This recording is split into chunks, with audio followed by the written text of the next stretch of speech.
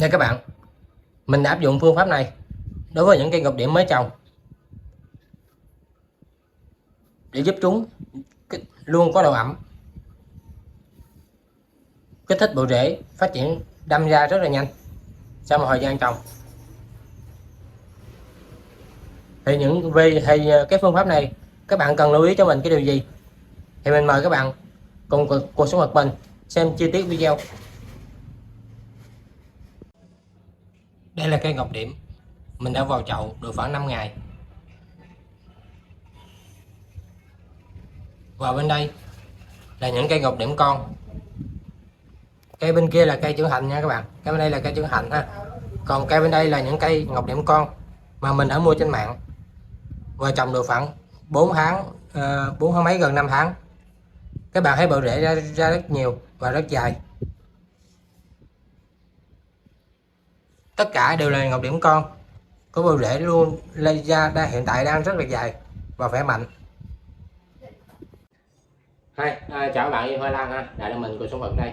Thì hôm nay tiếp tục với cái chủ đề là chăm sóc cây lan, nhưng mà không phải chăm sóc lan ngọc điểm nữa.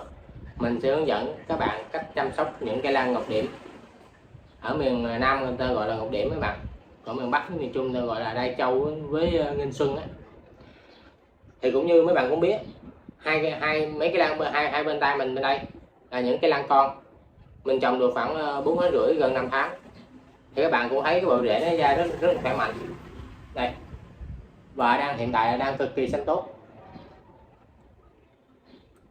Thì cho dù các bạn ghép vào gỗ như thế này, hoặc là ghép vào hớt, hay là trồng vào chậu đất nung như thế này, hay là trồng vào chậu nhựa đây, thì các bạn đều có thể áp dụng cái phương pháp này của mình để giúp cho cái cây lan ngọc điểm của chúng ta mau ra dễ nhất có thể. Thì hôm bữa mình có làm có mấy cái video chia sẻ cách trồng vào chậu đất nung nè, trồng vào gỗ.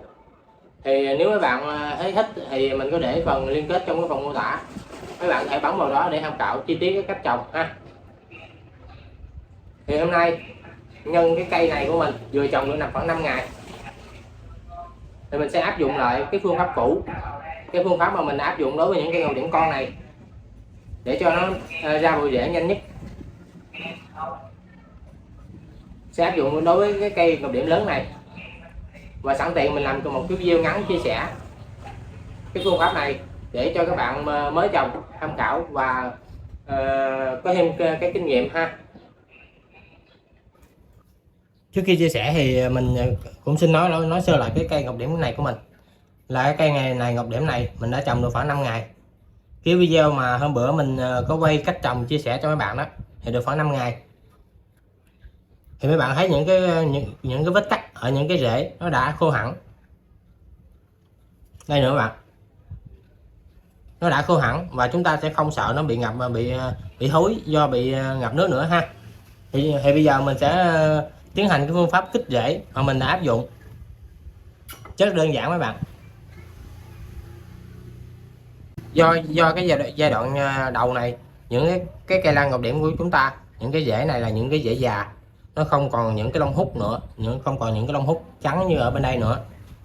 Thì chúng ta sẽ tiến hành ngâm với thuốc kích rễ. Và cái thuốc kích rễ hôm nay mình muốn giới thiệu cho các bạn,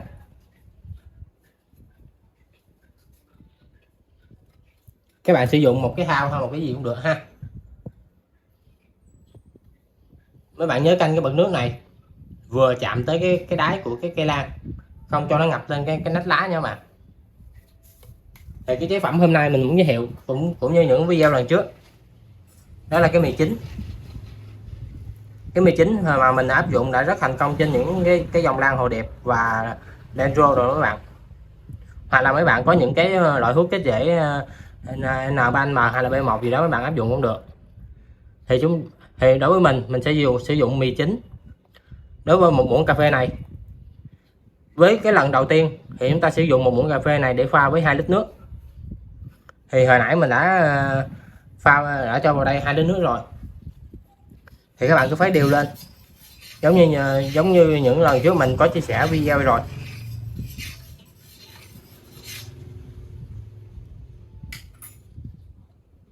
các bạn ngâm cái chậu lan của mình vào. Hồi nãy mình có nói là lưu ý là mực nước mấy bạn chỉ canh cho nó vừa chạm tới cái đáy, tới cái đáy, tới cái đáy của cái lan này nè, tới cái chỗ mà ra rễ đó, không cho nó ngập lên trên ha. Cái này của mình còn hơi bị ít tí xíu nên mình sẽ cho thêm một ít nước cho nó vừa ngập tới cái phần gốc đó. Tại vì những cái rễ non là nó sẽ ra ở trong những cái chỗ này và trên những cái nách lá ở phía dưới này. Do cái nồi này của mình nó cũng cái miệng nó không được cao lắm, nếu được thì mấy bạn tốt nhất là mấy bạn kiếm những cái chậu hơi cao cao xíu sẽ dễ xử lý hơn ha. Đây, nó cũng đã vừa chạm tới cái mực này rồi. Thì các bạn sẽ ngâm nó trong vòng khoảng 20 đến 30 phút cho mình, để cho những cái rễ này nó thấm được cái dưỡng chất trong cái bột ngọt. Và những lưu ý trong cái giai đoạn đầu này, do cây lan của chúng ta chưa có những cái rễ để hút những chất dinh dưỡng, thì tốt nhất thì mấy bạn cũng không nên xịt phân hút. Để làm gì? Không nên xịt những cái loại phân á. Chúng ta có thể xịt những loại phân kích rễ và ngâm, tốt nhất là nên ngâm như thế này cho mình khoảng 5 đến 7 ngày một lần. Xen kẽ những ngày đó thì chúng ta sẽ tưới nước bình thường.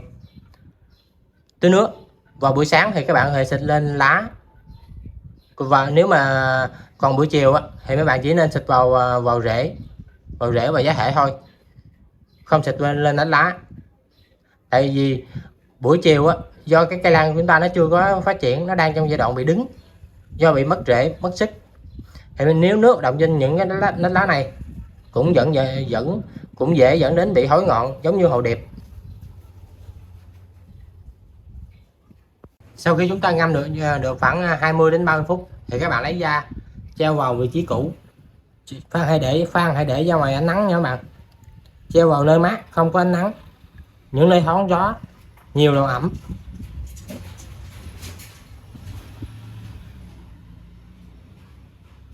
Và thêm một cái điểm rất là quan trọng nữa, mấy bạn chờ mình tí xíu để mình dọn cái này cái đã ha. Nếu như mấy bạn bận công việc làm, không có thời gian để chăm sóc, không có thời gian để tưới những cây lan này trong cái giai đoạn đầu, thì chúng cần rất là nhiều độ ẩm. Và đặc biệt là những bạn trồng lan ở trên ban công hay là trên sân thượng thì rất ít có độ ẩm, thì chúng ta sẽ tạo cái độ ẩm cho nó bằng một cách cũng rất đơn giản luôn. Đây, các bạn sử dụng những cái canh nhựa như thế này. Cái canh nhựa lưu ý là cái miệng của cái canh nhựa này nè, cái bề dày của cái nhựa thấp hơn cái thành chậu nha các bạn, để cho mục đích là để cho nó vẫn được thông thoáng trong cái bộ rễ. Các bạn cho nó vào đây.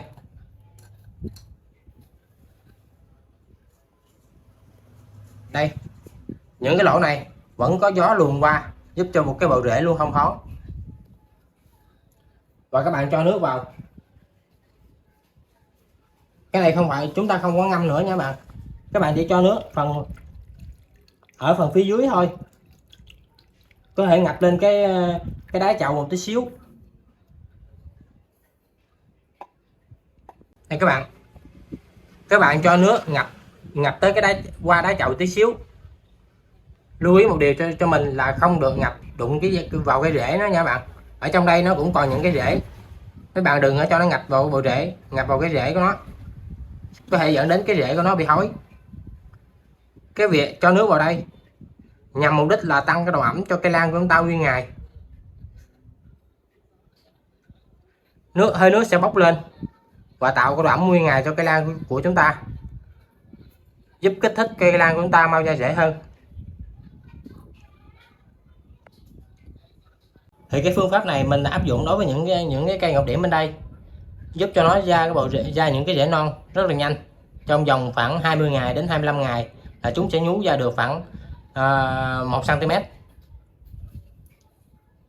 Và cái việc ngâm những cái chậu nước như thế này nhằm giúp tăng cái độ ẩm, vẫn kích thích được cái rễ lan ra nhanh hơn.